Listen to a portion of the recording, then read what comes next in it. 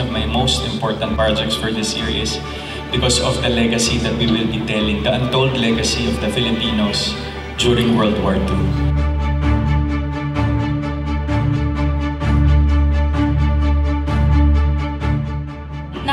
Lahat ng simula sa takot hanggang sa nagkaroon na ng puot, ng galit, ng lungkot, nawala na yung saya, hindi ba? Yung mga pangarap mo, hindi mo alam kung matutupad mo pa. Kaya sobrang daming take away talaga dito sa show na ito.